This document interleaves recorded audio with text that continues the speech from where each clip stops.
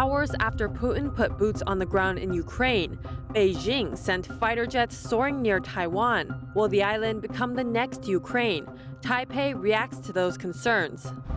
Western countries are again leveling sanctions on Russia amid the Ukraine conflict. But some worry those penalties will make China a more powerful competitor on the global stage.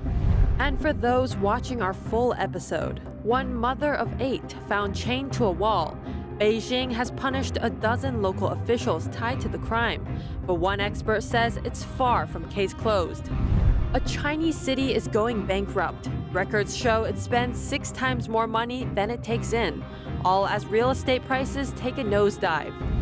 And between the world's 2 biggest economies, how do the cost of raising a child compare? New research shows Chinese parents have to put in near double the work hours to afford a baby, compared to US couples.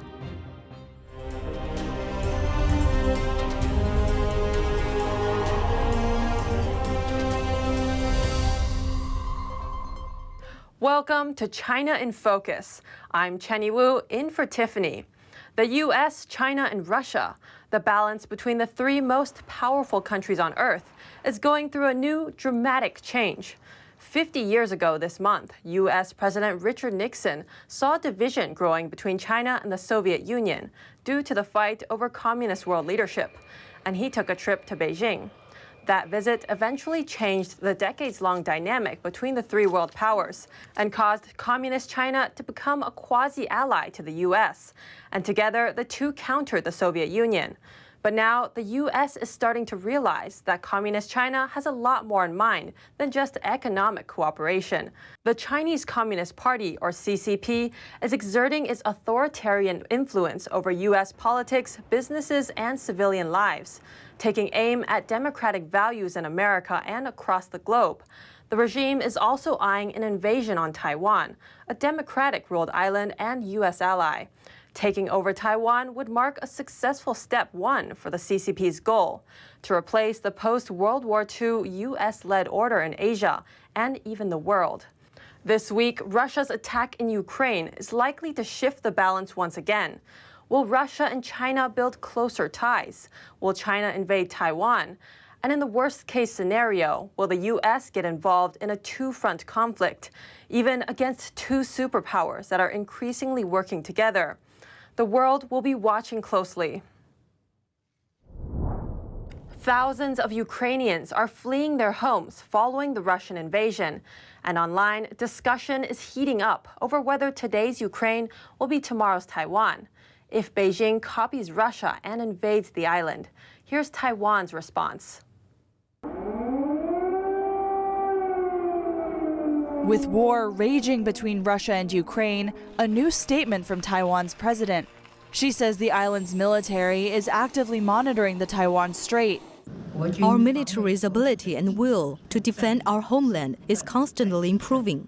Taiwan's defense minister says comparing Taiwan to Ukraine is like comparing apples to oranges, as the 2 are very different in terms of geographic location and geopolitical tensions. But he adds that Taiwan's military is keeping a close eye out for potential action. We should take note if Beijing will have any moves following conflicts between Russia and Ukraine. We're paying close attention to that. He notes Taiwan can reference Ukraine's situation, but his conclusion is that Taiwan should rely on self-defense instead of seeking help from other countries. Taiwan's defense ministry also released footage of military members on duty around the clock, ready for any emergency situation.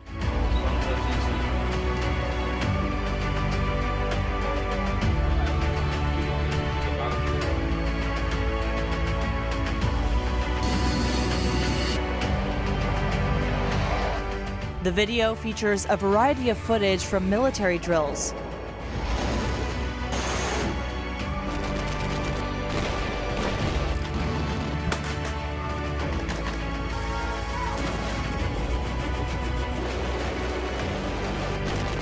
At the end of the video, the Defense Ministry says the island will always prepare to the best of its ability and will fight till the end. Tensions are hanging over Taiwan's fate as Russia invades Ukraine. Why is this island important for America? And how does it tie into Russia's attack? We hear more from Tiffany Meyer at CPAC, the largest conservative conference in the U.S., to see what people there think about the issue.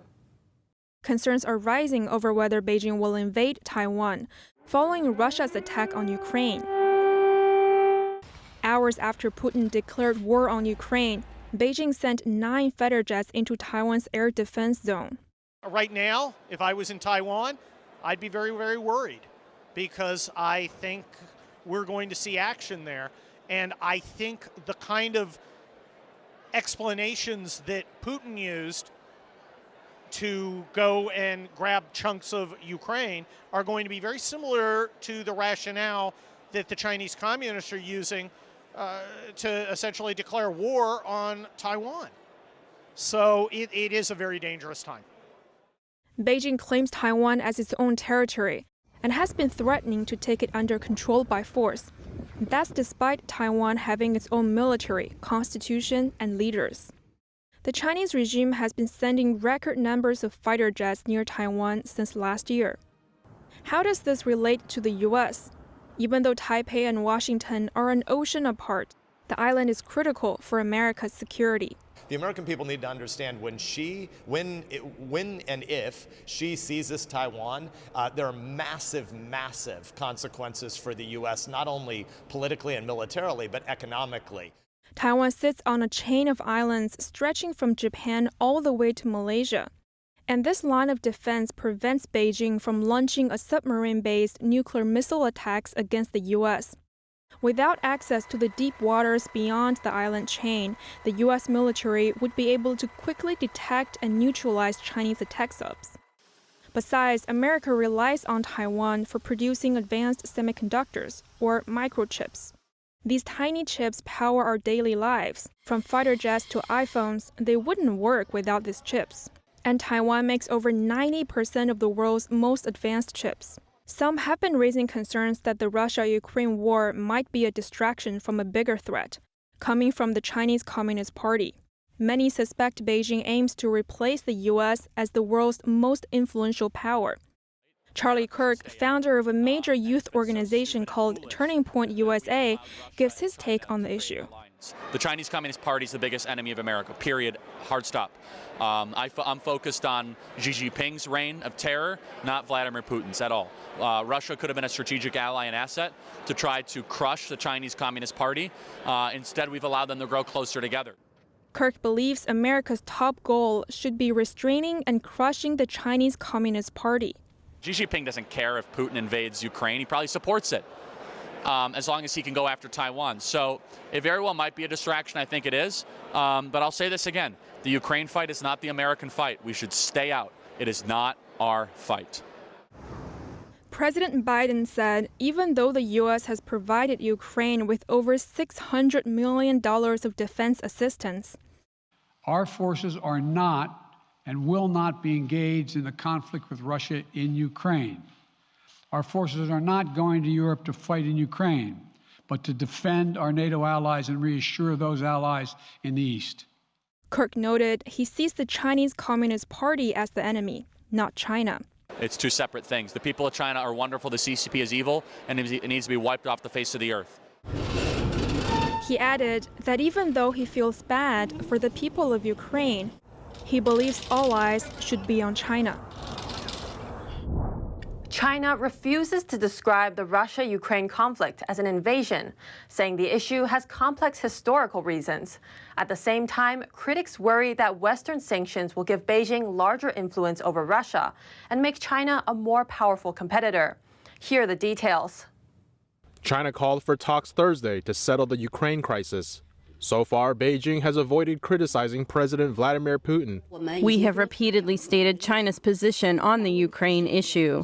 This issue has a complex historical background and reasons. The result we are seeing today is an interplay of all kinds of factors. But in Washington, President Biden is taking a clear, strong stance. The sanctions we oppose exceed anything that's ever been done. U.S. sanctions are nothing new for Russia.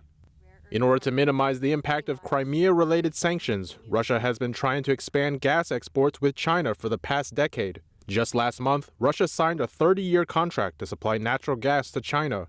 The two sides agreed that payment would be made in euros rather than US dollars, the standard for many international trade transactions. Back in 2014, the two countries signed another gas supply contract after 10-plus years of negotiations. Industry analysts believe that amid the after effects of U.S. sanctions over Crimea, Russia gave China favorable trade terms. That's under pressure from Beijing and Russia's own need for export revenue. Now, similar concerns are rising given Washington's ambitious sanction plan and the fact that many more Western countries will likely follow suit. That means that Russia will basically only be able to sell petrol or gas or energy to China. China will have a monopsony on that. In other words, they'll be the only buyer or one of the only buyers of Russia's exports, which means that China will have incredible control over the Russian economy. And according to Graceffo, the ripple effects of that situation may make China a more powerful competitor in the world economy. So China now will become Russia's economic benefactor. Russia will be firmly within China's sphere of influence. And then the other benefit to China is that they will be able to produce products very cheaply because as a monopsony buyer, they should be able to dictate the price of gas and they won't have to pay world price. Russia is a global oil superpower, one of the 5 biggest exporters in the world. The Russia-Ukraine conflict has already driven up oil prices. On top of the oil trade, Beijing also approved imports of Russian wheat, a step that could dull the impact of Western sanctions. China approved the imports Thursday from all regions of Russia. The move gives Putin an alternative to Western markets, avenues that may close under possible sanctions. Russia is one of the world's biggest wheat producers, but until recently, China has shut out Russian wheat, allegedly for fear of possible fungus contamination. That ban was lifted earlier this month. The two nations struck the deal during Putin's recent trip to Beijing, where he became the highest-profile foreign guest to attend the Winter Olympics. That's all for today's China in Focus on YouTube. We're now sharing a shortened version of our program on YouTube. Full episodes can be watched on our website, ntd.com/China-in-focus. You can also find out where to watch us live on cable in your city at ntd.com/TV or on NTD's partner platform, Epoch TV. To sign up, please click the link down below. Thanks for watching. Have a nice weekend.